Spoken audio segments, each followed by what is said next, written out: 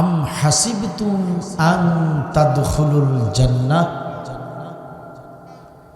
এ গোলামেরা তোমরা কি মনে করেছো যে এমনি এমনিতেই জান্নাতে প্রবেশ করা যায়? তোমরা কি ভেবে নিয়েছো যে এমনি এমনিতেই তোমরা জান্নাতে চলে যাবে? তোমরা কি মনে করেছো জান্নাতটা এতই সস্তা?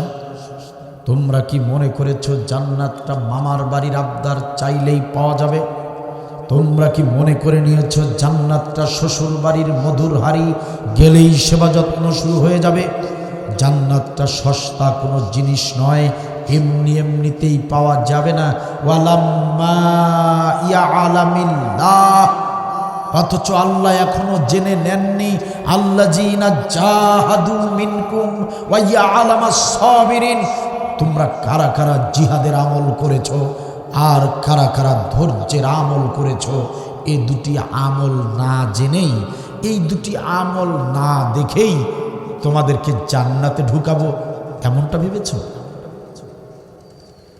আল্লাহ তাআলার স্পষ্ট বক্তব্য হচ্ছে, গোলামেরা শোনো, এমনি এমনিতেই জান্নাতে প্রবেশ করা যাবে না।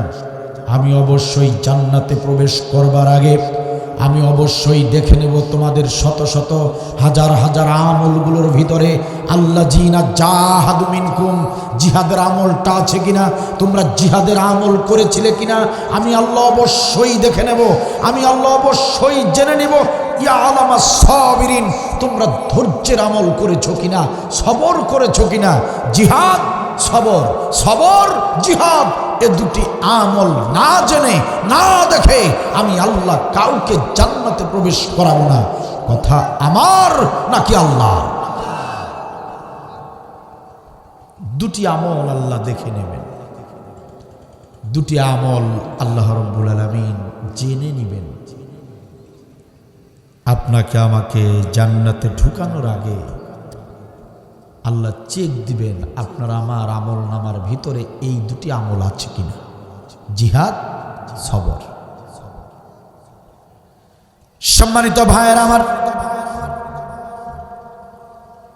আপনাদের মনে প্রশ্ন হতে পারে, হুজুর কোরআনুল কারীমের ভিতরে হাজার হাজার আয়াত রয়েছে, অসংখ্য বিষয়ে আল্লাহ রাব্বুল আলামিন আলোচনা করেছেন, কিন্তু আপনি জিহাদের আলোচনাটা কেন বাছাই করলেন?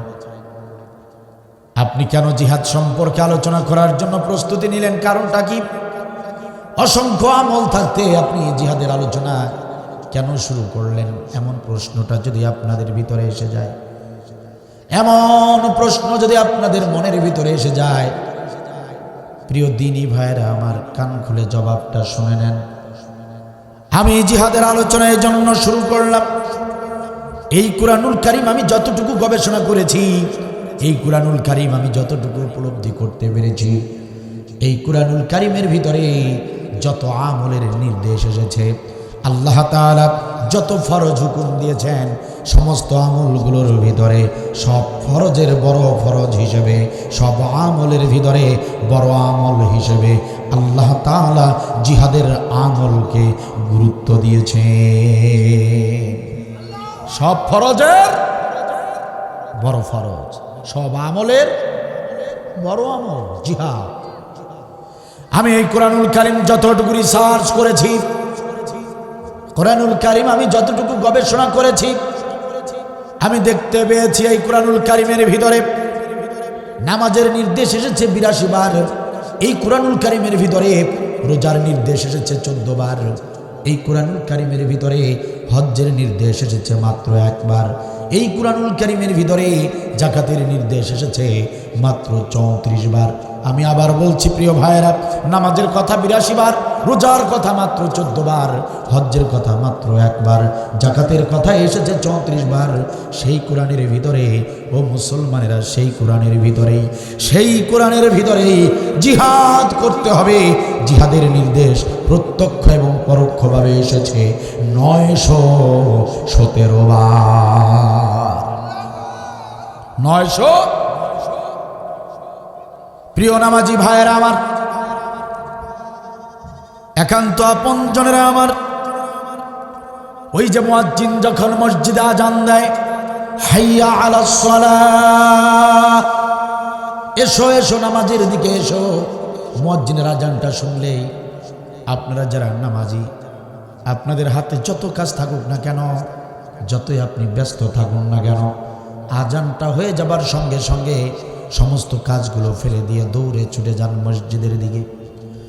ওজুটা করেই জামাতের সঙ্গে নামাজে দাঁড়িয়ে যান। এক ওয়াক্ত নামাজ আপনি কাজা করতে চান না, 82 বারের নির্দেশটা আপনি এত সুন্দর গুরুত্ব দিয়েছেন, আপনি এক ওয়াক্ত নামাজ কাজা করেন না, করতে চান না। সম্মানিত ভাইয়ের আমার, আপনি ওয়াক্ত মতো নামাজ আদায় করেন, জামাতে নামাজ আদায় করেন, আলহামদুলিল্লাহ। অবশ্যই এটা গুরুত্বপূর্ণ একটি আমল, ইসলামের প্রধান একটি খুঁটি। সুতরাং এটা আপনার বৈশিষ্ট্য, ঠিক আছে, আলহামদুলিল্লাহ, ভালো কথা। বছরের একটা মাস মাহে রমজান, আল্লাহ রাব্বুল আলামিন মাহে রমজানের রোজা রাখার নির্দেশ দিয়েছেন। 14 বারের সেই হুকুমটা মানতে গিয়া একটা মাস সারাটা দিন করে না খেয়ে থাকলেন।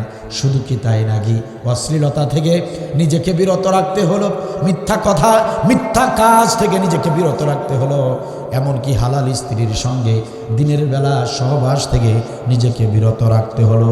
এত ত্যাগ তিতিক্ষা করে আপনি একটা মাস মাহে রমজানের রোজা রাখলেন, 14 বারের নির্দেশ সিয়াম সাধনা আপনি পালন করলেন, আলহামদুলিল্লাহ, ভালো কথা। এটা অন্যতম একটি গুরুত্বপূর্ণ ইবাদত, এটাও মুমিনের অন্যতম একটি বৈশিষ্ট্য। সবই ঠিক আছে। প্রিয় ভাইয়েরা আমার, কোরআনুল কারীমের একবারের নির্দেশ হজ ব্রত পালন করাকে আল্লাহ রাব্বুল আলামিন ফরজ করে দিয়েছেন। সেই হজ ব্রত পালন করতে গিয়া হালাল ইনকামের 7 লক্ষ টাকা খরচ করলেন, মক্কায় গেলেন, মদিনায় গেলেন, হজ ব্রত পালন করলেন, আলহামদুলিল্লাহ, ভালো কথা। হজকে আপনি গুরুত্ব দিয়েছেন, আলহামদুলিল্লাহ, ভালো কথা।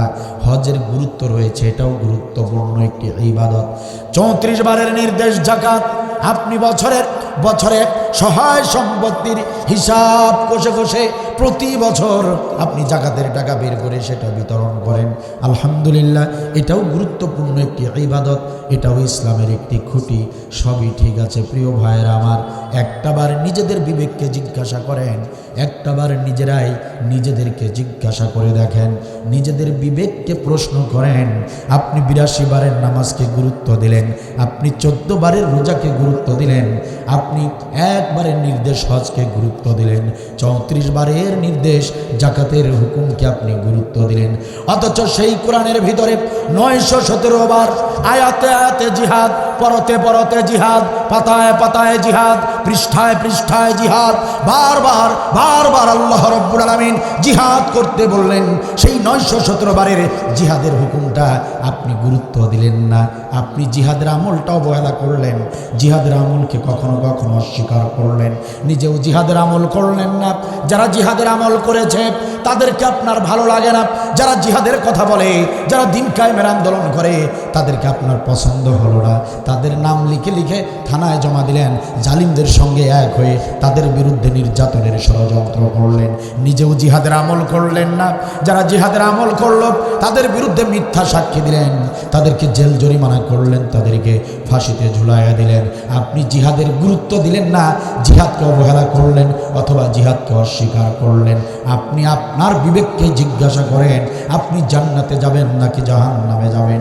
আপনার বিবেককে প্রশ্ন করতে দেরি হবে, জবাব আসতে দেরি হবে না। ওই নামাজ রোজা হজ জাকাত নিয়েই আপনাকে জাহান্নামে যেতে হবে। প্রিয় ভাইয়েরা আমার, জিহাদ এমন একটি আমল, আপনার সব আমল কবুল হবে তখন, জিহাদের আমল করবেন যখন। আপনার কোনো আমল কবুল হবে না তখন, এই জিহাদের আমল করবেন না যখন। সমস্ত আমলগুলো যদি আল্লাহর দরবারে কবুল করাতে চান, হাজার হাজার শত শত আমলের পাশাপাশি এই জিহাদের আমলকেও গুরুত্ব দিতে হবে। সূরা মুহাম্মদ খুলে দেখেন প্রিয় ভাইয়েরা আমার, চাপার জোরের বক্তব্য দিতে আসি নাই। সূরা মুহাম্মদের 1 নম্বর আয়াত খুলে দেখবেন, ওয়াসাদ্দু আন সাবিলিল্লাহি আদাল্লা আমালাহুম। আল্লাহ রাব্বুল আলামিন বলেন, সাদ্দু আন সাবিলিল্লাহ, যারা দিন কায়েমের পথে বাধা দেয়, আল্লাহর পথে যারা বাধা দেয়, জিহাদের পথে যারা বাধা দেয়, আদল্লা আমালাহুম, আমি আল্লাহ রাব্বুল আলামিন তাদের সমস্ত আমল বরবাদ করে দেই। কথা কার? যারা জিহাদের বিরোধিতা করবে, আল্লাহর সুস্পষ্ট বক্তব্য, তাদের সমস্ত আমল আল্লাহ রাব্বুল আলামিন ধ্বংস করে দেন। কথা বলে ঠিক কিনা?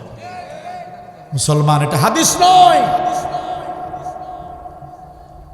এটা দুনিয়ার কোন কিতাবের কথা নয়। পৃথিবীর প্রত্যেকটা জিনিসের ভিতরে ভেজাল আছে। একটা জিনিসের ভেজাল এখনো পাওয়া যায়নি, কিয়ামত পর্যন্ত পাওয়া যাবে না, সেটার নাম হচ্ছে কোরআনুল কারীম। কোরআনের বক্তব্য, আল্লাহর বক্তব্য, আল্লাহর কথা হেরফের হবে? কোন দিকে তাকিয়ে কথা শুনেন মুসলমান? আমার দিকে তাকান, আমার দিকে তাকান। এটা বিনোদনের কোন রঙ্গমঞ্চ নয়। আব্দুল বারী আপনাদেরকে এখানে মজা দেবার জন্য আসে নাই, চেহারা দেখাতে আসে নাই। মনোযোগ দিয়ে শুনে যান, কপাল খুলে যাবে ইনশাআল্লাহ। আমার এই জাতির লোকেরা, এই জাতির লোকেরা নামাজটাকে যতটুকু বোঝে, রোজাটাকে যতটুকু বোঝে, এই জাতির লোকেরা হজটাকে যতটুকু বোঝে, ততটুকু যদি জিহাদের আমলটাকে বুঝতো, এই ৯২% মুসলমানের জমিনে কোনোদিন কোনো কালে কোনো জালিম সরকার ক্ষমতায় আসতে পারত না। আমার জাতির লোকেরা, আমার এদেশের ৯২% মুসলমান মসজিদে গিয়ে নামাজ আদায় করে। আমার এদেশের মুসলমানেরা নামাজ পড়তে গিয়ে রুকুর বিধানের সময় রুকু দেয়, আল্লাহর বিধান মতো সাজদা দেয়, সাজদা থেকে মাথা তুলতেই চায় না। আমার দেশের নামাজিরা আল্লাহর হুকুম মতো, বিধান মতো নামাজ আদায় করে। ইমাম সাহেব, খতিব সাহেব যদি নামাজে কোনো একটুখানি যদি ভুল করে, সঙ্গে সঙ্গে আমার দেশের নামাজিরা প্রতিবাদ করে। ভুল নামাজ নিয়ে আমাদের এই বাংলাদেশের নামাজিরা বাড়িতে যায় না, প্রয়োজনে আবার নতুন করে নামাজ আদায় করে। ঠিক কিনা বলেন? আল্লাহর হুকুমের হেরফের করে না। আমার দেশের রোজাদার, আমার এই জাতির লোকেরা, তারা রোজাটাকে গুরুত্ব দিয়েছে, রোজাটাকে বুঝেছে। আমার জাতির কোনো লোককে যদি কালা জাহাঙ্গীরের মতো মাস্তান, পিচ্চি হান্নানের মতো গুন্ডা আমার দেশের যে কোনো রোজাদারের মাথায় পিস্তল ঠেকিয়ে যদি বলে ইফতারের 5 মিনিট আগেই, সময় হবার 5 মিনিট আগেই তোমাকে ইফতার করতে হবে, নয়তোবা গুলি করে মাথার খুলি উড়িয়ে দেব, এরকম যদি কোনো মাস্তান সন্ত্রাস আমার দেশের কোনো রোজাদারকে, সলিমুদ্দিন কলিমুদ্দিনকে যদি এভাবে হুমকি দেয়, আমার দেশের প্রত্যেক রোজাদার এক বাক্যে বলবে, গুলি করে মাথার খুলি উড়িয়ে দিতে পারো, কিন্তু 1 সেকেন্ড আগেও আমি ইফতার করব না। আল্লাহর বিধান মতো সাহারি খেয়েছি, আল্লাহর বিধান মতো সময় মতোই ইফতার করব। ইফতার সময় আগে, ইফতারের সময়ের আগে 1 সেকেন্ড আগে ইফতার করব না। তাতে যদি মরতে হয় মরে যাব। তার মানে আমার দেশের রোজাদারেরা, আমার দেশের মুসলমানেরা রোজার গুরুত্ব বুঝেছে, নামাজের গুরুত্ব বুঝেছে, আল্লাহর বিধান মতো এগুলো পালন করে। বিয়ে শাদী যখন দেওয়া হয়, ছেলে মেয়ের বিয়ের অনুষ্ঠানে আল্লাহর বিধানগুলো মেনে নেয়। জানাজার নামাজে যখন আমার দেশের মুসল্লিরা, আমার দেশের মুসলমানেরা নামাজে যখন দাঁড়িয়ে যায়, ওই জানাজার নামাজটাও আল্লাহর বিধান মতোই আদায় করে। কিন্তু আমার দেশের ওই নামাজিরা, ওই রোজাদারেরা, ওই হাজিরা একবারের জায়গায় 5 বার হজ করে ঠিক। আমার দেশের ওই নামাজিরা নামাজ পড়ে পড়ে কপালে কালো দাগ ফেলেছে ঠিক, কিন্তু আমার দেশের এই মুসলমানেরা যখন রাষ্ট্র গঠনের সময় এসে যায়, যখন সংসদ গঠনের সময় এসে যায়, যখন নেতৃত্ব বাছাইয়ের সুযোগ এসে যায়, তখন ওই হাজি, ওই নামাজি, ওই রোজাদার আল্লাহর বিধানকে তোয়াক্কা করে না। আল্লাহর রসুলকে বৃদ্ধাঙ্গুলি দেখিয়ে সমাজের সবচেয়ে নিকৃষ্ট, সমাজের সবচেয়ে দুশ্চরিত্র, সমাজের সবচেয়ে বড় মদারু, সমাজের সবচেয়ে বড় তাসারু, সমাজের সবচেয়ে বড় জোয়ারু, সমাজের সবচেয়ে বড় দুর্নীতিবাজকে সাপোর্ট দিয়ে দিয়ে সংসদে পাঠিয়ে দেয়। এই কারণে এই জাতির কপালে বারবার আগুন লেগেছে। কথা বলেন ঠিক না বেঠিক? আপনি আল্লাহর নামাজ আল্লাহর হুকুম মতো আদায় করবেন, বিয়ে শাদী জানাজা আল্লাহর বিধান মতো আদায় করবেন। আর সবচেয়ে ইসলামের সবচেয়ে গুরুত্বপূর্ণ বিষয় হলো রাজনীতি। আপনি রাজনৈতিক কর্মকাণ্ডে আল্লাহর বিধান মানবেন না, আপনার ওই নামাজ, আপনার ওই রোজা, হজ, যাকাতে আল্লাহর কোনো যায় আসে না। ওই নামাজ রোজা আল্লাহ চান না। আপনাকে পাঠানোই হয়েছে পৃথিবীতে খলিফা হিসেবে। আপনি খলিফার দায়িত্ব পালন না করে আপনি যে নামাজ আদায় করছেন ওটা ভণ্ডামি ছাড়া আর কিছু হতে পারে না। যে নামাজ আল্লাহর হুকুম মতো, আল্লাহর বিধান মতো আদায় করেন। বাথরুম টয়লেটের বিধানও আল্লাহ দিয়েছেন, দেন নাই? টয়লেটে ঢুকতে সময় কোন পা, বের হতে সময় বিধান কার? তো আল্লাহ বাথরুম টয়লেট পর্যন্ত ছাড়লেন না, সেখানেও আল্লাহর দিক নির্দেশনা রয়েছে। আর সবচেয়ে জাতির সবচেয়ে গুরুত্বপূর্ণ বিষয় হলো রাজনৈতিক বিষয়, রাষ্ট্রীয় বিষয়। কারণ একটা রাষ্ট্র, আপনি 5টা বছর কি খাবেন, 5টা বছর কি দামে খাবেন, 5টা বছর কি পড়বেন, 5টা বছর সুখে থাকবেন না দুঃখে থাকবেন, নির্ভর করে রাষ্ট্রের উপরে। সেই রাষ্ট্র গঠনের সময় জাতি তুমি অবহেলা করো আল্লাহর বিধানকে, আল্লাহর বিধানকে তোয়াক্কা করো না, তুমি যতই আমিন আমিন করো তোমার আমিন আল্লাহর দরবারে কবুল হয় না। এই কথাগুলো যখন আমরা বলি তখন এক শ্রেণীর মুসলমানেরা বলে আমরা নাকি রাজনীতি করতে এসেছি।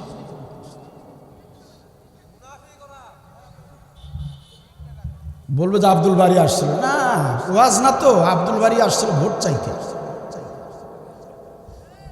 বিশ্বাস করেন আমার জাতির ভাইয়েরা, আমি কোন দলের পক্ষে দালালি করতে আসি নাই।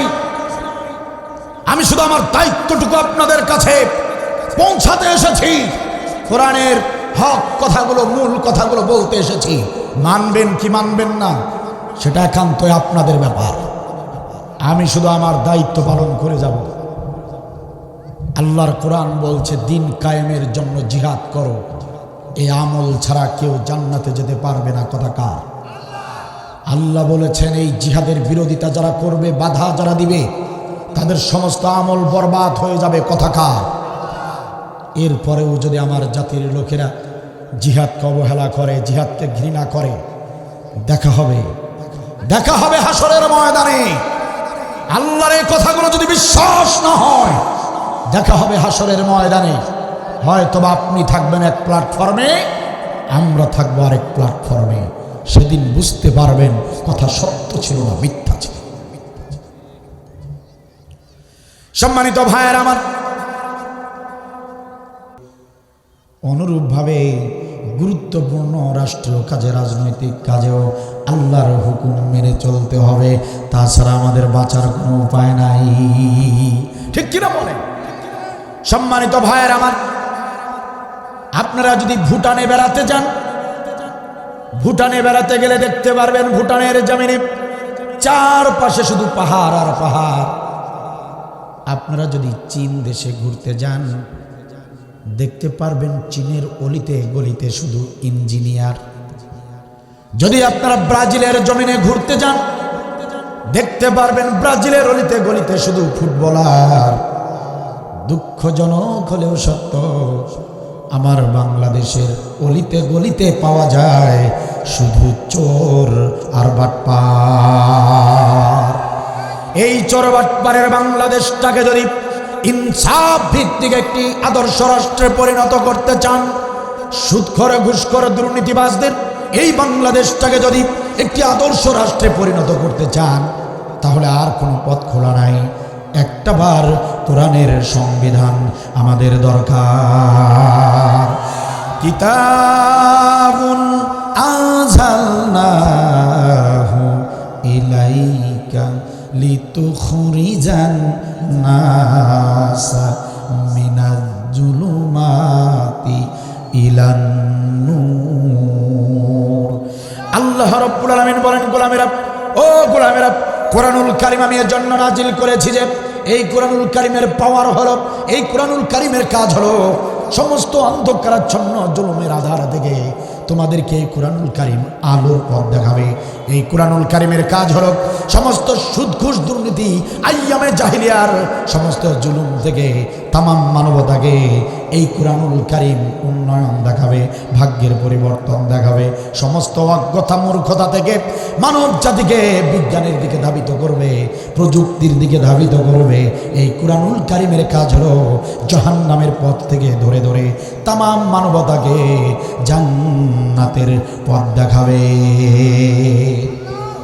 সুতরাং এদেশের সমস্ত জুলুম থেকে, সমস্ত অন্যায় অবিচারের অন্ধকার থেকে এই জাতি যদি আলোর পথ পেতে চায়, এই জাতির যদি ভাগ্যের পরিবর্তন চায়, আর কোনো উপায় নাই রে মুসলমান, আর কোনো পথ খোলা নাই।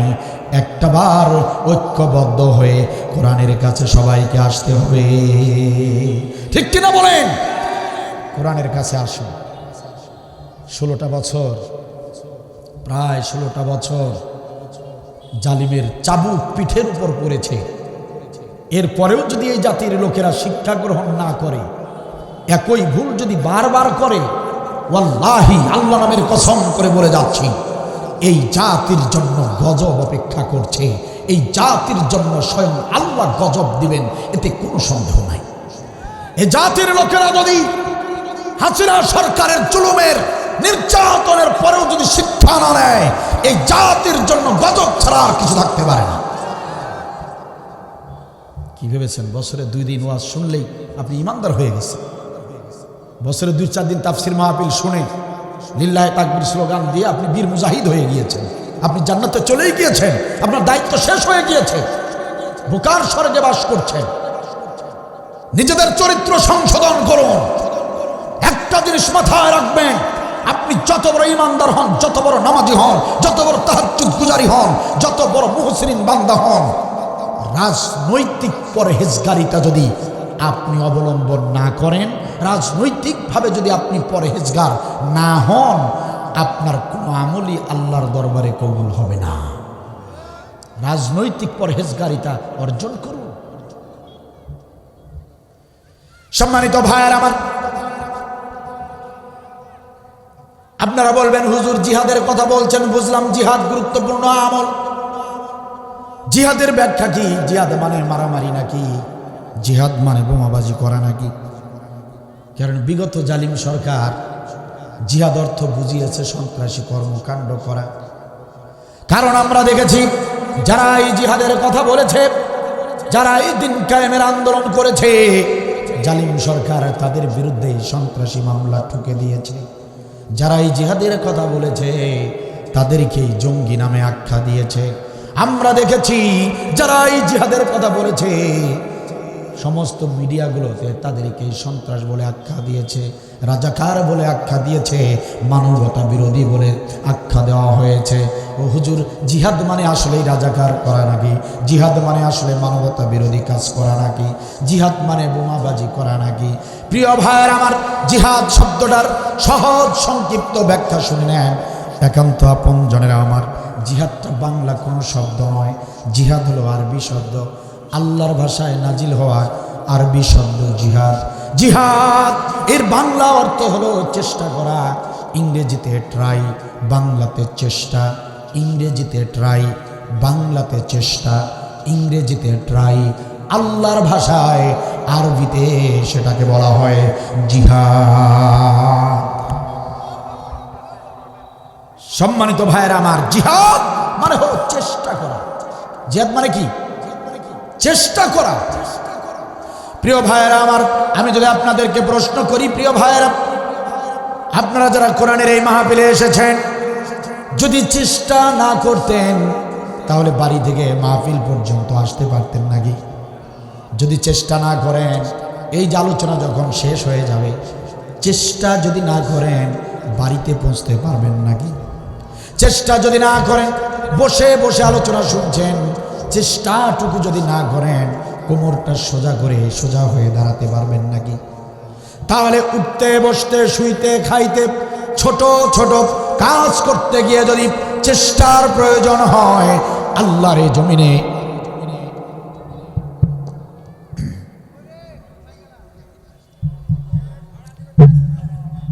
সম্মানিত ভাইয়ের আমার, তাহলে উঠতে বসতে খাইতে শুইতে ছোট ছোট কাজ করতে গিয়ে যদি চেষ্টার প্রয়োজন হয়, তাহলে জবান খুলে বলেন তো দেখি, আল্লাহর জমিনে আল্লাহর কোরআনের বিধানকে কায়েম করার জন্য চেষ্টার প্রয়োজন বলেন আছে না নাই? ওটাকে বলা হয়েছে জিহাদ। জিহাদ জিহাদ করো গোলাম, মানে আল্লাহ বলতে চান চেষ্টা করো গোলাম।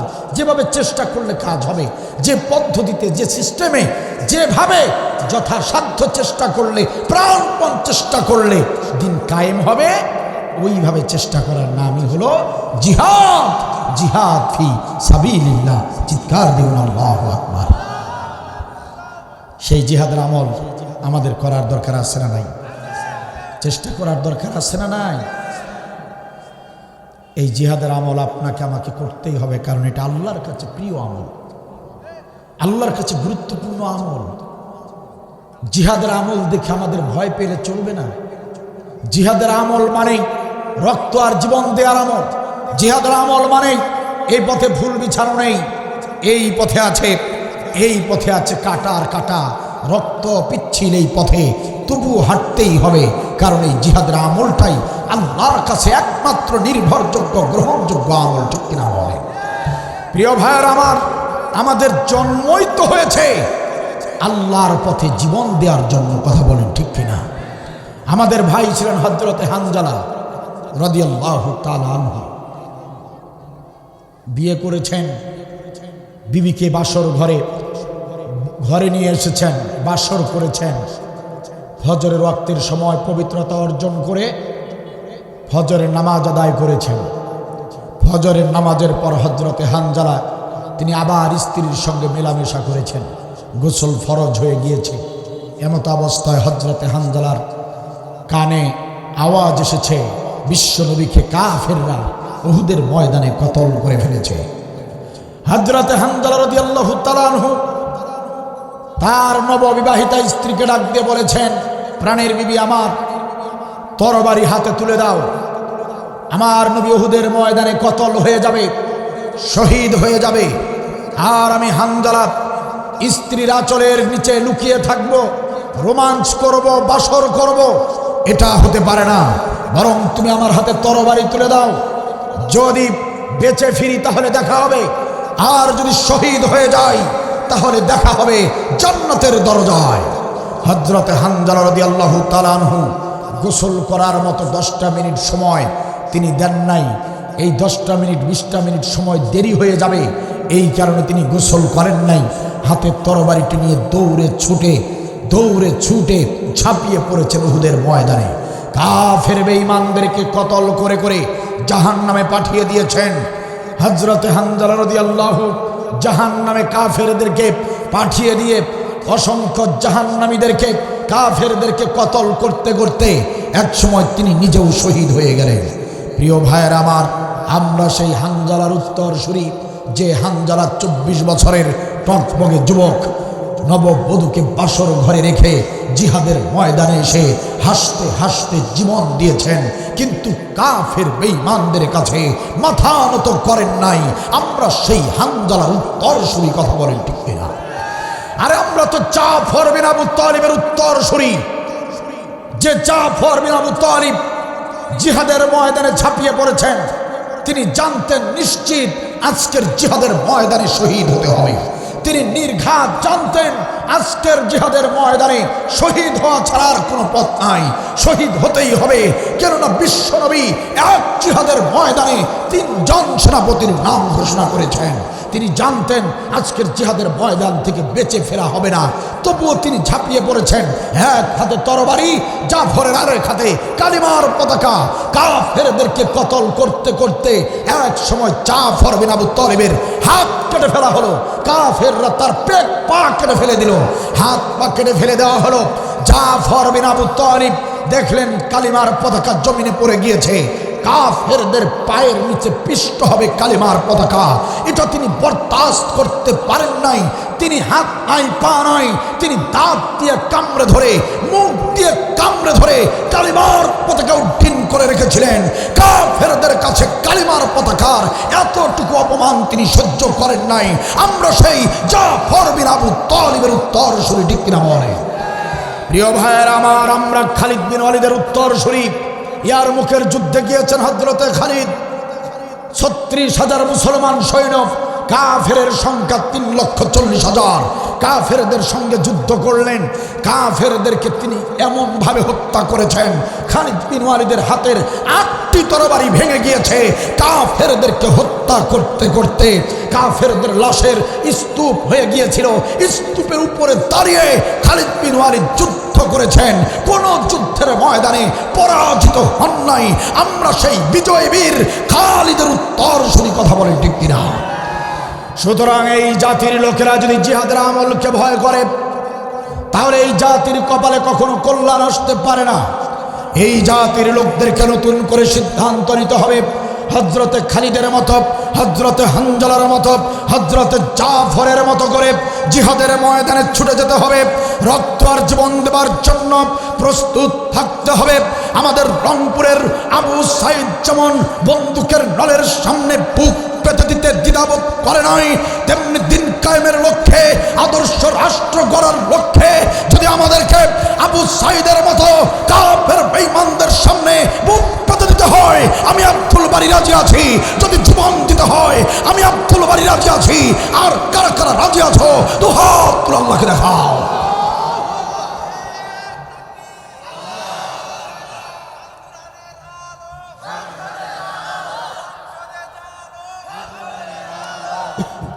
মাশাআল্লাহ, জাযাকাল্লাহু খায়রান। জিহাদ আল্লাহ দেখে নেবেন। চেষ্টা করার দায়িত্ব আপনার আমার। দিনের বিজয় হবে কি হবে না এটা ওনার ব্যাপার। আপনার আমার উপর ফরজ করা হয়েছে, চেষ্টা করো, জিহাদ করো, ইসলামী আন্দোলন করো।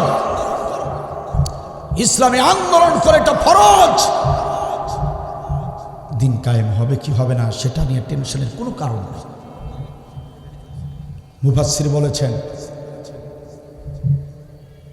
অল্প কিছু সময় রয়েছে, ভালো করে মনোযোগ দেন। মুফাসসির বলেছেন, কোনো ব্যক্তির হাত কেটে ফেললে তাকে বাঁচানো যায়, কোনো মানুষের পা কেটে ফেললে বাঁচানো যায়, দুটি হাত দুটি পা যদি কেটে ফেলা হয় বাঁচানো যায়। কিন্তু কোনো মানুষের যদি মাথা কেটে ফেলে দেওয়া হয় বাঁচানো যাবে? মানুষের হাত পা কেটে ফেললে বাঁচানো যায়, মাথা কেটে ফেললে যেমন মানুষকে বাঁচানো যায় না, অনুরূপ ইসলামের মাথা হলো জিহাদ। এই জিহাদকে কেটে ফেললে, জিহাদের আমল ছেড়ে দিলে ইসলামকেও বাঁচানো যায় না। এটা হলো সেই আমল, জিহাদ। সম্মানিত ভাইয়ের আমার, এই কুরআনুল কারীমে যেখানে জিহাদের কথা আল্লাহ বলেছেন, সেখানেই বলেছেন, গোলামেরা জিহাদের আমল যদি করো, জাহান্নামের কঠিন আযাব তোমাদের জন্য আমি হারাম করে দেব। এই কুরআনুল কারীমে যেখানে জিহাদের কথা এসেছে আল্লাহ রাব্বুল আলামিন সেখানেই বলেছেন, গোলামেরা জিহাদের আমল যদি করো, আমি আল্লাহ তোমাদের সমস্ত গুনাহ খাতা মাফ করে দেব। এই কুরআনুল কারীমের ভিতরে আল্লাহ রাব্বুল আলামিন যেখানে জিহাদের কথা বলেছেন, দিন কায়েমের কথা বলেছেন, সেখানে আল্লাহ তাআলা বলেছেন, এই দিন কায়েমের আমল যারা করে ওই গোলামেরা আমি আল্লাহর সবচেয়ে প্রিয় বান্দা। প্রিয় আমল, এই আমল যারা করবে তারাই আল্লাহর কাছে প্রিয়। সম্মানিত ভাইয়ের আমার, একান্ত আপনজনেরা আমার, আল্লাহ রাব্বুল আলামিন বললেন, ইয়া আইয়ুহাল্লাযীনা আমানু হাল আদুল্লুকুম আলা তিজারা, আমি আল্লাহ তোমাদেরকে এমন একটি আমলের কথা কি বলবো না, এমন একটা ব্যবসার কথা কি বলবো না, তুজিকুম মিন আযাবিন আলিম, যে আমলটা করলে জাহান্নাম তোমাদের জন্য হারাম হয়ে যাবে, এমন আমলের কথা কি আমি তোমাদেরকে বলবো না? সে আমলটা হলো তুমিনুনা বিল্লাহি ওয়া রাসূলিহি ওয়া তুজাহিদুনা ফি সাবিলিল্লাহ। ঈমান আনো আল্লাহর প্রতি, ঈমান আনো রাসূলের প্রতি। ঈমান আনার পর যে আমলটি করতে হবে সে আমলের নাম হলো আল্লাহর পথে জিহাদ করতে হবে, দিন কায়েমের লক্ষ্যে চেষ্টা চালাতে হবে। যারা এই আমল করবে তাদের জন্য জাহান্নামের আগুন হারাম করে দেয়া হবে। কথা কার? ইয়াগফির লাকুম যুনুবাকুম, গুনাহ খাতা মাফ করে দেয়া হবে। আবার এসেছে জান্নাতের বর্ণনা, যে জান্নাতের তলদেশে সদা সর্বদা ঝর্ণা ধারা প্রবাহিত হবে, সেই জান্নাত দান করা হবে। জিহাদের বেলায় এসেছে। আর একটা আমল কুরআনুল কারীম থেকে বের করে দেখাতে পারবেন না, এভাবে সুসংবাদ দিয়েছেন। আর কোনো আমল আপনি খুঁজে পাবেন না, একটাই আমল, জিহাদ। জিহাদ। রাসূলুল্লাহ সাল্লাল্লাহু আলাইহি ওয়াসাল্লাম বলেন, সাহাবীরা শোনো, আল্লাহর কোন বান্দা বান্দি উটের দুধ দহন করার সমপরিমাণ সময়, উটের দুধ দহন করতে যতটুকু সময় লাগে এতটুকু সময় আল্লাহর কোন বান্দা বান্দি দিন কায়েমের জন্য যদি ব্যয় করে, এতটুকু সময় যদি ব্যয় করে, আমি বিশ্বনবী ঘোষণা করলাম ওই ব্যক্তির জন্য জান্নাত ওয়াজিব হয়ে যায়। উটের দুধ দহন করতে যতটুকু সময় লাগে এতটুকু সময় কেউ যদি দিন কায়েমের পথে ব্যয় করে, উটের দুধ দহন করতে সর্বোচ্চ আধা ঘন্টা সময় লাগে, এতটুকু সময় যদি আল্লাহর কোন বান্দা বান্দি দিন কায়েমের জন্য সময় দিয়ে থাকে, রাসূল বলেন তার জন্য জান্নাত ওয়াজিব। নাই সুবহানাল্লাহ বাড়ি গিয়ে পড়বেন। সুবহানাল্লাহ। জিহাদের আলোচনা আসেন, আমার জাতির লোকদের কাছে জিহাদের আলোচনা ভালো লাগে না, লাগবেও না, কারণ এই জাতির কপাল পুড়ে গিয়েছে। আর আমি কোথায় পাবেন এমন আমল? 20টা মিনিট 30টা মিনিট আপনার জিন্দগিতে সারা জীবন মিলে 20 মিনিট 30 মিনিট সময় যদি জিহাদের পথে ব্যয় করেন, নবী বলেছেন তার জন্য জান্নাত ওয়াজিব। এমন আমল একটা দেখান, পবিত্র কোরআন জুড়ে একটা আমল এমন দেখান 20 মিনিট করলেই সে জান্নাতের ওয়ারেন্টি গ্যারান্টি পাবে। আমাকে দেখান, সারা জীবন মন চলবো না। জিহাদের আমল ছাড়া একটা আমল আপনি দেখাতে পারবেন।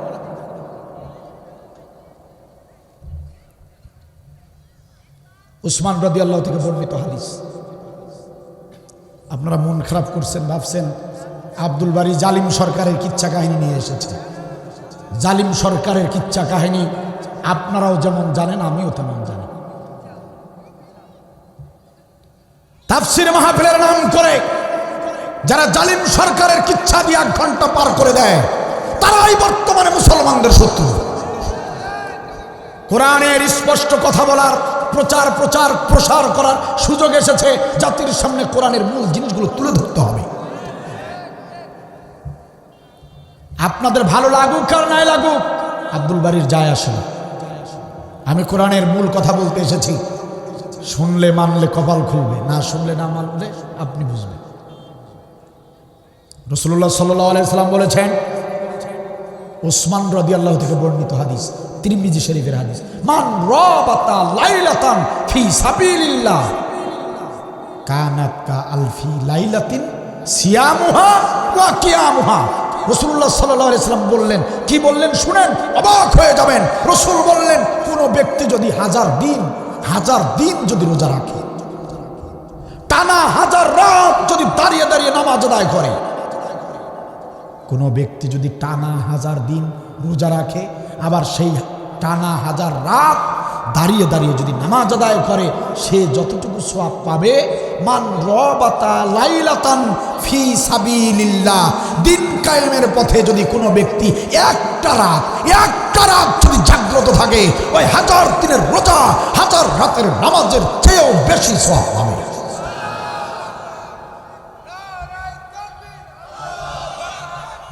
মাশাআল্লাহ। সম্মানিত ভাইয়ের আমার, একান্ত আপনজনের আমার, হযরতে আয়েশ রাদিয়াল্লাহু তাআলা আনহু থেকে বর্ণিত হাদিস, মিশকাত শরীফ খুলে দেখবেন 336 পৃষ্ঠা 8 লাইন পরে হাদিসটা পেয়ে যাবেন। মিশকাত শরীফ 336 পৃষ্ঠা। হযরতে আয়েশ রাদিয়াল্লাহু বলেন, একদিন সকালবেলা একজন ব্যক্তি নবীর কাছে আসলেন। নবীর কাছে এসে বললেন, ইয়া রাসূলুল্লাহ, ইয়া হাবিবাল্লাহ, ওই যে মরুভূমি পার হবার পরে দূরবর্তী জায়গায় ছোট্ট একটা গ্রাম রয়েছে, ওই গ্রামে আপনার একজন সাহাবী গত রাতে ইন্তেকাল করেছে। আপনার একজন সাহাবী, ওই গ্রামের একজন সাহাবী গত রাতে ইন্তেকাল করেছে। সাহাবীর মৃত্যুর সংবাদ শুনে আপনার আমার নবী সাল্লাল্লাহু আলাইহি ওয়াসাল্লাম আবু বকরকে ডাকলেন, ওমরকে ডাকলেন, ও হযরত আবু বকর, ওমর, ওসমান, আলী, কোথায় তোমরা, কোথায়? চলো চলো আমার সঙ্গে চলো, আমার একজন সাহাবী গত রাতে নাকি মারা গিয়েছে, আমি নবী তার জানাজার ইমামতি করব। আপনার আমার নবীর একটা বৈশিষ্ট্য ছিল, যখনই কোনো সাহাবী, কোনো মুসলমান মারা যেতেন, আপনার আমার নবী তার জানাজার ইমামতি করতেন। কারণ নবী জানতেন, যদি কোনো মুসলমানের ভুল ত্রুটি থাকে, গুনাহ যদি থাকে, আল্লাহর নবী তিনি যদি দাঁড়িয়ে নামাজ আদায় করেন, আল্লাহর নবীর মর্যাদার দিকে তাকিয়ে আল্লাহ তাআলা ওই মৃত ব্যক্তির গুনাহ মাফ করে দিবে।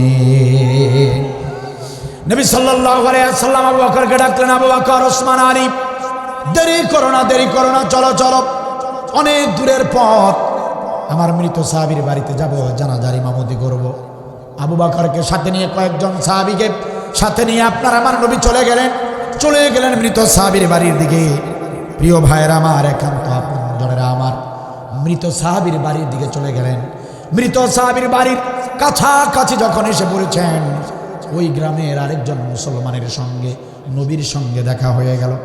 মুসলমান সাহাবী ডাকতে বললেন, ইয়া রাসূলুল্লাহ, ইয়া হাবিবাল্লাহ, হঠাৎ করে আপনি আমাদের গ্রামে এসেছেন, কারণ তো বুঝতে পারলাম না, কি কারণে হঠাৎ করে এসেছেন, কোনো সংবাদ দেন নাই, আগাম যদি সংবাদ দিতেন ভালো হতো। নবী বললেন, সাহাবীরে, ও সাহাবী, তুমি কি জানো না, তোমার গ্রামেরই, এই গ্রামেরই একজন সাহাবী নাকি মারা গিয়েছে, আমার কাছে সংবাদ এসেছিল, আমি সেই সাহাবীর জানাজার ইমামতি করার জন্য ছুটে এসেছি। তুমি কি জানো না, তোমার গ্রামেই তো একজন মারা গিয়েছে, তুমি কি সংবাদ পাও নাই? সাহাবী বললেন, ইয়া রাসূলুল্লাহ, ইয়া হাবিবাল্লাহ, একজন মারা গিয়েছে, সে তো আমার বাড়ির পাশে বাড়ি, তার বাড়ি আর আমার বাড়ি পাশাপাশি, তাকে তো আমি ভালো করে চিনি, তাহলে আপনি তার জানাজার ইমামতি করতে এসেছেন? ইয়া রাসূলুল্লাহ, ইয়া হাবিবাল্লাহ, না জেনে আপনি এসেছেন, আপনি তার সম্পর্কে না জেনে এসেছেন, আপনি যার জানাজার ইমামতি করতে এসেছেন, তার বাড়ি আমার বাড়ি একসঙ্গে পাশাপাশি, আমি তাকে খুব ভালো করে চিনি। ইয়া রাসূলুল্লাহ, ইয়া হাবিবাল্লাহ, আপনি যে সাহাবীর জানাজার ইমামতি করতে এসেছেন, সেই সাহাবী কোনোদিন কোনো কালে কোশ্চিন কালেও জান্নাতে যেতে পারবে না। আপনি যার জানাজার ইমামতি করতে এসেছেন, সে জীবনে ভালো কোনো আমল করে নাই, জীবনে নামাজ, রোজা, হজ, যাকাত, দান, সাদাকা, পিতা মাতার সেবা, প্রতিবেশীর হক, আত্মীয়তার হক, কোনো ধরনের ভালো আমল করতে আমরা দেখি নাই। ইয়া রাসূলুল্লাহ, ইয়া হাবিবাল্লাহ, কার জানাজা আপনি পড়তে এসেছেন, কার জানাজার ইমামতি করতে আপনি এসেছেন? যে ব্যক্তি জীবনে ভালো কোনো আমল করে নাই, ওই ব্যক্তি তো বিনা হিসাবে জাহান্নামে যাবে, ওই ব্যক্তি বিনা হিসাবে জাহান্নামে যাবে। ঈমান এনেছে ঠিক, কালেমা পড়েছে ঠিক, আপনার হাতে ইসলাম গ্রহণ করেছে ঠিক, কিন্তু ঈমান আনার পর আমলে সলে করে নাই, সুতরাং ওই ব্যক্তি বিনা হিসেবে জাহান্নামে যাবে। আপনি জান্নাতি নবী হয়ে একজন জাহান্নামী ব্যক্তির জানাজা পড়াবেন, এটা কিছুতেই শোভনীয় হতে পারে না। নবী সাল্লাল্লাহু আলাইহি ওয়াসাল্লাম বড় মর্মাহত হলেন। এই ভেবে তিনি কষ্ট পেলেন, মৃত সাহাবী আমার কেন ভালো আমল করলো না, মৃত সাহাবী আমার কেন ভালো আমল করলো না, মরতে মরতেই লোকেরা বলা শুরু করেছে সে জাহান্নামে যাবে। এটা তো খুব খারাপ সংবাদ। নবী বললেন, সাহাবীরা আমার, চলো আগে তার বাড়িতে যাই, তারপরে সিদ্ধান্ত নেওয়া যাবে। সমস্ত সাহাবীদেরকে নিয়ে আপনার আমার নবী সাল্লাল্লাহু আলাইহি ওয়াসাল্লাম মৃত ব্যক্তির সাহাবীর বাড়ির ভিতরে ঢুকলেন। তিনি ভিতরে ঢুকে দেখলেন সমস্ত কাজ কমপ্লিট হয়ে গিয়েছে, লাশের গোসল করানো হয়েছে, কাফনের কাপড় পরানো হয়েছে, খাটিয়ার উপরে গোসল করাবার পরে লাশটাকে সুন্দর করে শুইয়ে রাখা হয়েছে। প্রিয় ভাইয়ের আমার, এখন শুধু জানাজা নামাজটা বাকি। নবী কিছুক্ষণের মধ্যেই দেখতে পেলেন, আপনারা আমার নবী সাল্লাল্লাহু আলাইহি ওয়াসাল্লাম কিছুক্ষণের মধ্যেই তিনি দেখতে পেলেন ওই গ্রামের যত মুসলমান আছে, যত সাহাবী আছে, সবাই জড়ো হয়ে গিয়েছে, সবাই ওই বাড়িতে উপস্থিত হয়ে গিয়েছে জানাজায় অংশগ্রহণ করার জন্য। নবী বেশ কিছু সাহাবীদেরকে দেখে তিনি ডাকতে বললেন, সাহাবীরা আমার, ও উপস্থিত সাহাবীরা আমার, আমার সামনে দাঁড়িয়ে যাও, আমার সামনে দাঁড়িয়ে যাও, আমি নবী তোমাদের সঙ্গে কিছু কথা বলতে চাই। সমস্ত সাহাবীরা বিনয়ের সঙ্গে দাঁড়িয়ে গেলেন। নবী বললেন, সাহাবীরা আমার, ও আমার সাহাবীরা, তোমাদের এলাকা, এই গ্রাম, তোমাদের এই গ্রামে আমি এসেছিলাম। এই যে লাশ হয়ে খাটিয়ার উপরে শুয়ে আছে, এই সাহাবীর জানাজার ইমামতি করার জন্য আমি নবী এসেছিলাম। কিন্তু আসার পরে আমি জানতে পারলাম আমার এই সাহাবী নাকি জীবনে ভালো আমল করে নাই। আমি শুনতে পেলাম এই সাহাবী জীবনে কোনো ভালো আমল করতে পারে নাই। অনেকে বলেছে এই সাহাবী নাকি বিনা হিসাবে জাহান্নামে যাবে। ও আমার উপস্থিত সাহাবীরা, তোমাদের কাছে আমি প্রশ্ন করতে চাই, তোমাদের ভিতরে এমন একজন ব্যক্তি আছো কিনা, এমন একজন ব্যক্তি সাক্ষী দিতে পারবা নাকি, এমন একজন ব্যক্তি বলতে পারবা নাকি আমার এই মৃত সাহাবী এই যে খাটিয়ার উপরে শুয়ে আছে, আমার এই মৃত সাহাবী তার জীবদ্দশায় একটা ভালো কাজ করেছে, একটা ভালো আমল করেছে, এমন সাক্ষী তোমরা কেউ দিতে পারবা নাকি? একটা ভালো কাজ, আমার এই সাহাবী তার জীবদ্দশায় একটা ভালো কাজ করেছে, এমন সাক্ষী দেবার মতো কেউ আছো? যদি থাকো বলো। সমস্ত সাহাবীরা নীরব নিস্তব্ধ হয়ে গেল, কারো মুখে কোনো কথা নাই। পিছনের কাতার থেকে একজন সাহাবী হাত তুলে বললেন, ইয়া রাসূলুল্লাহ, ইয়া হাবিবাল্লাহ, ওই যে লাশ হয়ে শুয়ে আছে আপনার সামনে, আপনার ওই মৃত সাহাবী তার জীবদ্দশায় সে একটা ভালো কাজ করেছে, আমি সেটা নিজ চোখে দেখেছি। নবী বললেন, সাহাবীরা দেরি করো না, ও সাহাবী আমার, দেরি করো না, দেরি করো না, তাড়াতাড়ি করে বলো কি এমন আমল তুমি দেখেছো? সাহাবী বললেন, ইয়া রাসূলুল্লাহ, ইয়া হাবিবাল্লাহ, আপনার এই মৃত সাহাবীর একটি ভালো আমল আমি দেখেছি। ঘটনাটা শোনেন ইয়া রাসূলুল্লাহ। অল্প কিছুদিন আগের ঘটনা, আপনার নির্দেশে আমরা মুজাহিদ বাহিনী জিহাদের ময়দানে গিয়েছিলাম। আপনি নবীর নির্দেশে আমরা মুজাহিদ সাহাবীরা জিহাদের ময়দানে গেলাম, কাফের বেঈমানদের বিরুদ্ধে যুদ্ধ করলাম, লড়াই করলাম, কাফেরদেরকে কতল করে করে জাহান্নামে পাঠিয়ে আমরা বিজয় অর্জন করে মুজাহিদ বাহিনী আমরা বাড়ির দিকে ফিরতেছিলাম। বাড়ির দিকে বিজয় অর্জন করে আমরা যখন ফিরতেছিলাম, ফিরতে ফিরতে পথিমধ্যে রাত হয়ে গেল। রাত হয়ে যাবার কারণে আমরা যাত্রা বিরতি করলাম। আমরা পাশে একটা মরুভূমি পেলাম, সেখানে তাঁবু স্থাপন করলাম। তাঁবু স্থাপন করে আমরা মুজাহিদরা শুয়ে পড়লাম। ফজরের ওয়াক্ত হবে যখন, ফজরের নামাজ পড়ে আবার বাড়ির দিকে সকালবেলা রওনা করব, তখন আমরা সিদ্ধান্ত নিলাম সকাল হলে আবার আমরা যাত্রা শুরু করব। রাত হয়ে গিয়েছে, এজন্য আমরা মরুভূমিতে তাঁবু স্থাপন করলাম। আমরা মুজাহিদরা লাইন ধরে শুয়ে পড়লাম। ইয়া রাসূলুল্লাহ, জিহাদের ময়দান থেকে এসেছি, আমাদের কারো হাত কাটা, আমাদের কারো পা কাটা, আমাদের কারো মাথা ফাটা, আমরা হত মানুষ, আমরা অসুস্থ মানুষ। তাঁবুর নিচে শুয়ে পড়লাম। ঘুম ঘুম ভাব যখন চলে এসেছে, ঘুমিয়ে যাব এমন অবস্থায় হঠাৎ করে পাহাড়ি হিংস্র প্রাণীদের গর্জন শুনতে পেলাম। হিংস্র প্রাণীদের গর্জন শুনে আমরা সমস্ত মুজাহিদরা চমকে উঠলাম, শোয়া থেকে দাঁড়িয়ে গেলাম, বড় বেকায়দায় পড়ে গেলাম। নবীজি, বড় বেকায়দায় পড়ে গেলাম। পাশেই জঙ্গল আছে অথবা পাশে কোনো পাহাড় আছে, আর সেখানে বড় বড় হিংস্র প্রাণী আছে। তাদের গর্জন শুনে বুঝতে আর বাকি রইল না, অল্প কিছুক্ষণের মধ্যেই আমাদের শরীরের গন্ধবে ওই হিংস্র প্রাণীরা তাঁবুর ভিতরে ঢুকে পড়বে। আর যদি ওই হিংস্র প্রাণীগুলো তাঁবুর ভিতরে ঢুকে যায়, বাঁচার তো কোনো উপায় থাকবে না। কিভাবে বাঁচবো আমরা? ওই হিংস্র প্রাণীগুলো আমাদেরকে ছিঁড়ে ছিঁড়ে খেয়ে যাবে, বাঁচার কোনো উপায় নাই। আমরা মুজাহিদরা বড় বেকায়দায় পড়ে গেলাম, কোনো পথ খুঁজে পেলাম না। কিভাবে জানে বাঁচবো, কিভাবে প্রাণে বাঁচবো, কোনো পথ খোলা না পেয়ে আমরা মুজাহিদরা আল্লাহর শাহী দরবারে সাহায্যের হাত বাড়িয়ে দিলাম। আল্লাহকে ডাক দিয়ে বললাম, ইয়া রব্বাল আলামিন, আমরা কারা, আমাদের পরিচয় কি তুমি ভালো করে জানো। আমরা তোমার হাবিবের মুজাহিদ সাহাবী, কাফের বেঈমানদের বিরুদ্ধে যুদ্ধ করে বিজয় অর্জন করে বাড়ির দিকে ফিরতেছি। রব্বুল আলামিন তুমি তো জানো, তুমি তো সবই জানো, তবুও বলছি রব্বুল আলামিন আমরা বুঝতে পারি নাই এখানে মরুভূমিতে পাশেই হিংস্র প্রাণীরা আছে, আমরা সেটা বুঝতে পারি নাই, অন্ধকারের কারণে আমরা দেখতেও পারি নাই। ইয়া রব্বুল আলামিন এখন আমরা শুয়ে পড়েছি, রাত গভীর হয়ে গিয়েছে, হিংস্র প্রাণীরা গর্জন দিচ্ছে, বাঁচার তো কোনো উপায় নাই। রব্বুল আলামিন, রব্বুল আলামিন আমাদের জন্য আপনি একজন সাহায্যকারী পাঠিয়ে দিন। ইয়া রাসূলুল্লাহ, ইয়া হাবিবাল্লাহ, আল্লাহর কাছে আমরা মুনাজাত করলাম, একজন সাহায্যকারী পাঠাও। মুনাজাত করতে দেরি হয়েছে, মুনাজাত কবুল করতে আল্লাহ দেরি করেন নাই। আল্লাহু আকবার। আমরা মুনাজাত শেষ করে দেখলাম তাঁবুর ভিতরে একজন অচেনা যুবক প্রবেশ করেছে। একজন যুবক, অচেনা যুবক প্রবেশ করেছে, আমাদের সামনে এসে দাঁড়ালো।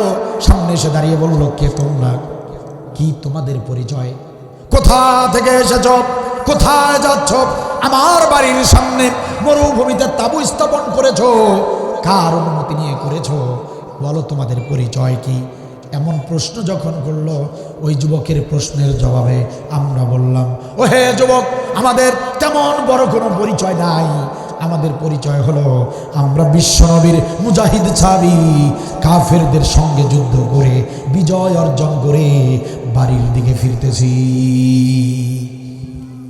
ইয়া রাসূলুল্লাহ, ইয়া হাবিবাল্লাহ, আমরা যখন এই পরিচয়টা দিলাম, ওই যুবক মুস্কি হাসি দিল, মুস্কি হাসি দিয়া ডাক দিয়া বলল, বিশ্ব নবীর মুজাহিদ সাহাবীরা, চিন্তা করো না, চিন্তা করো না, তোমরাও জেনে খুশি হবে, তোমরা যে নবীর মুজাহিদ সাহাবী, আমি অধম গুনাহগার, আমিও সেই নবীর হাতে হাত রাখা কালেমা পড়া একজন সাহাবী।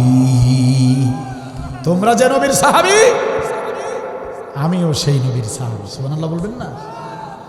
চিন্তা করো না রে মুজাহিদ সাহাবীরা, চিন্তা করো না, তোমাদের দোয়া মুনাজাত আমি শুনে ফেলেছি, তোমরা ভীত সন্ত্রস্ত হয়ে গিয়েছ হিংস্র প্রাণীদের ভয়ে, তোমরা বড় টেনশনে আছো, টেনশন করো না, আমি অধম গুনাহগার, জীবনে ভালো কোনো আমল করতে পারি নাই, জীবনে কোনো ভালো আমল করি নাই, নবীর দরবারে ঘন ঘন যাতায়াত করতে পারি নাই, বাড়ি দূরে হবার কারণে ভালো আমল আমার জীবনে নাই, কিন্তু আজকে একটা সুযোগ পেয়েছি, সুযোগটা আমি হাতছাড়া করব না।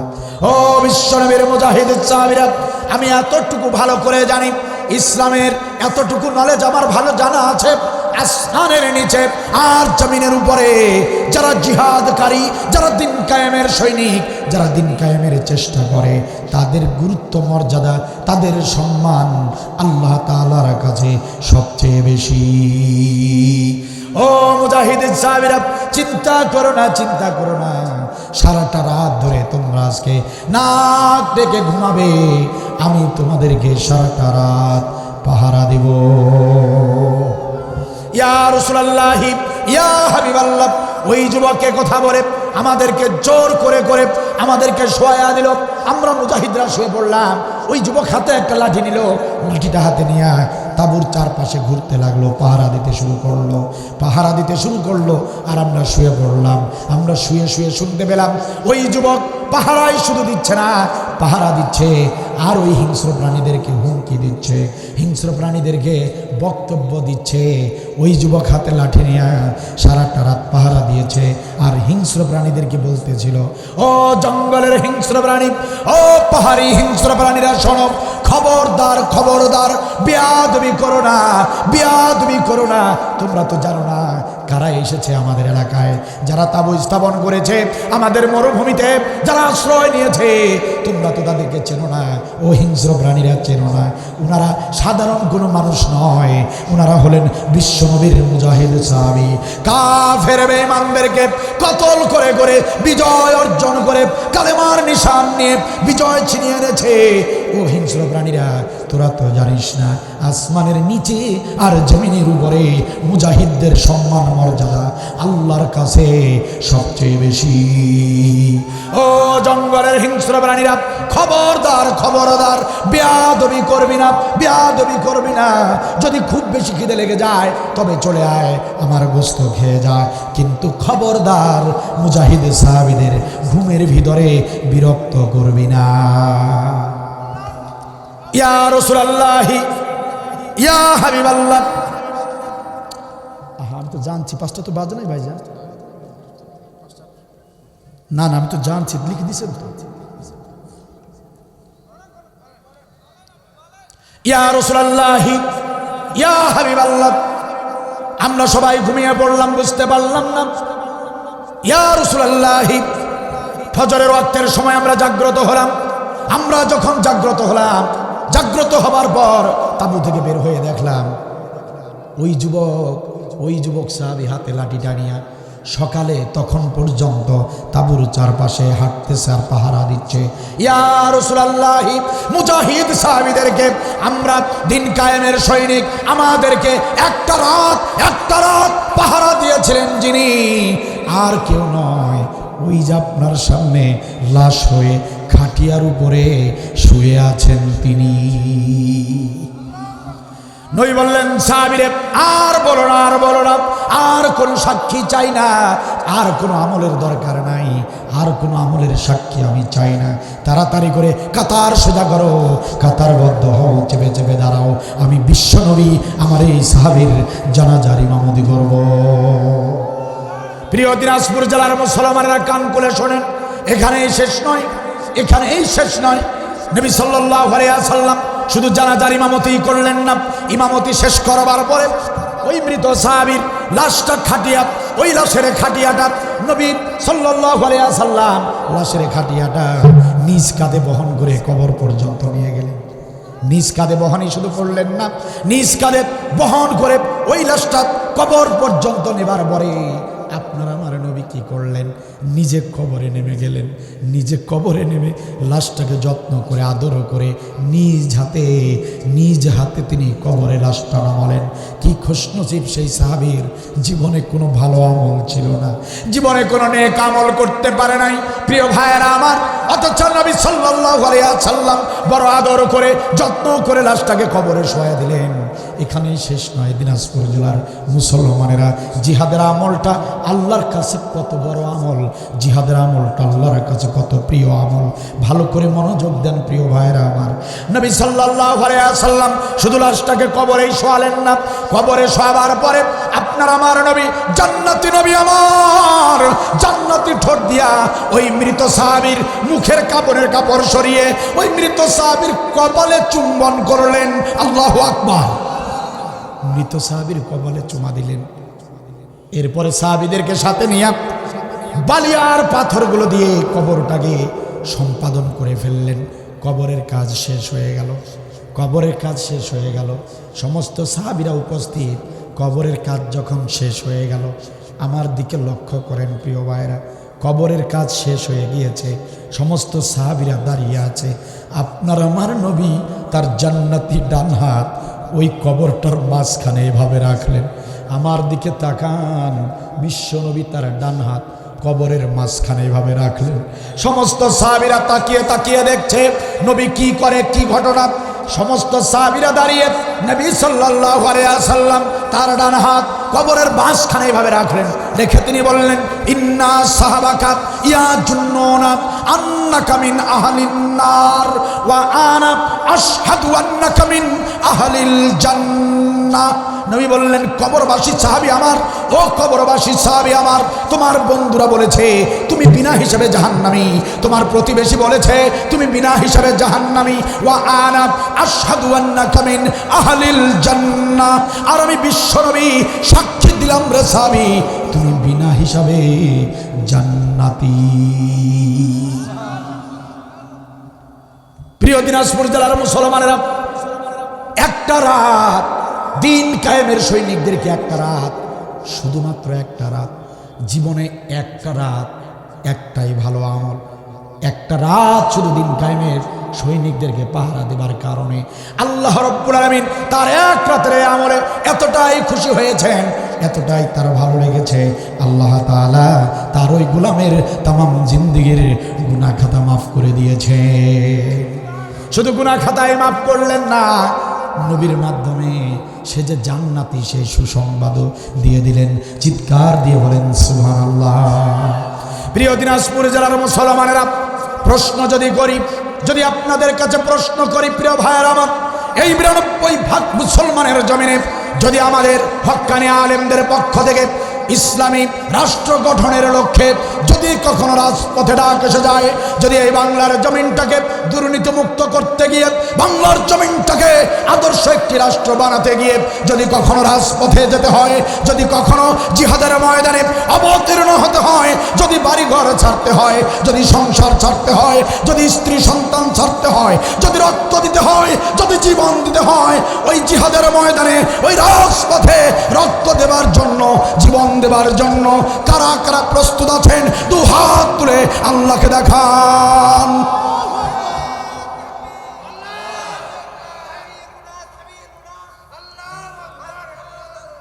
মাশাআল্লাহ, মাশাআল্লাহ, জাযাকাল্লাহু খায়র। আল্লাহ তাআলা আমাদের সকলকে জিহাদের পথে অটল রাখুন, বলেন আমিন। যারা জিহাদের পথে শামিল হন নাই, আল্লাহ তাআলা তাদেরকে জিহাদের পথে শামিল হবার তৌফিক দান করুন, বলেন আমিন।